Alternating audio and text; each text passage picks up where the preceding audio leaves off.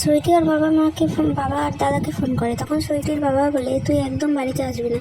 সুইটি বলে, না আমি বাড়ি চলে যাবো, আমি আর হোমে থাকতে পারবো না। তখন সুইটির বাবা বলে, বাড়ির গ্রামের সব লোকের কাছে ধার করে রেখেছি, ধারটা তোকেই শোধ করতে হবে, কারণ তোর জন্যই ধারটা করেছি। অন্যদিকে দেখা যায় যে বুবাই বন্যার কাছে গিয়ে বলে, কাকিমণি আমার একটা ফোন চাই।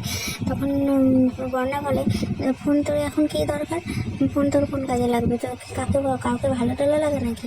তখন বাবা বলে, হ্যাঁ একজন আছে যাকে ভালো লাগে।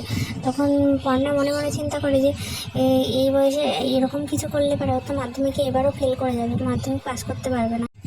এই কথাটাই সৃজনের সঙ্গে আলোচনা করে। আর অন্যদিকে দেখা যায় যে বুবাই তার বোনের কাছে এসে বলে, দূর ছাতাক, আমাকে কেউ ভালোবাসে না, কেউ চায় না, আমি যা চাই কেউ কিছুই চায় না।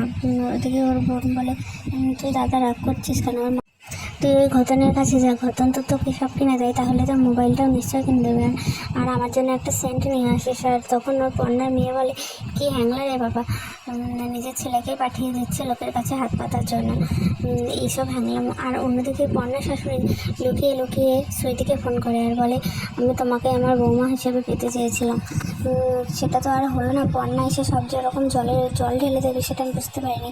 বন্যা এসে এইসব কথা শুনে ফেলে আর বলে, মা আপনি যদি এখন আবার সুইটিকে ফোন করেন তাহলে কিন্তু আমি সবাইকে বলে দেবো, সৃজনকে বলে দেবো। আর অন্যদিকে বুবাইয়ের বাবা মা বন্যাকে ব্লেম করতে থাকে যে বুবাই বাড়ি থেকে চলে গেছে।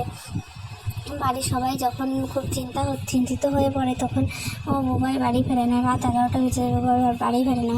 বুবাই ঘতনের সঙ্গে অন্য একটা বাড়িতে ডাকাতি করতে গেলে পরে ধরা পড়ে যায়। আর তখন পুলিশ স্টেশন থেকে বন্যার কাছে ফোন আসে। আর বুবাইয়ের মা তখন বলে, আমার ছেলেকে যদি না ফিরে পাই আমি তোমাকে ছাড়বো না বন্যা, কারণ তোমার জন্যই আমার ছেলে চলে গেছে। আর অন্যদিকে পুলিশ স্টেশনে বাড়ির সবাই গিয়ে যখন জিজ্ঞাসা করে, তখন ওই লোকজন বন্যা সবাইকে বলে যে ও হাতে হাতে ধরা পড়েছে, ওকে একদমই ছাড়া যাবে না, কালকে কোর্টে প্রডিউসার করা হবে, তখন আপনারা সব জানতে পারবেন। বন্যা বুবাইকে ছাড়ানোর জন্য ঘতনকে ধরতে গিয়ে নতুন বিপদে পড়ে। আর এই পরবর্তী এপিসোড দেখার জন্য আমার চ্যানেলটা লাইক আর সাবস্ক্রাইব করুন। দেখা হচ্ছে পরবর্তী এপিসোডে।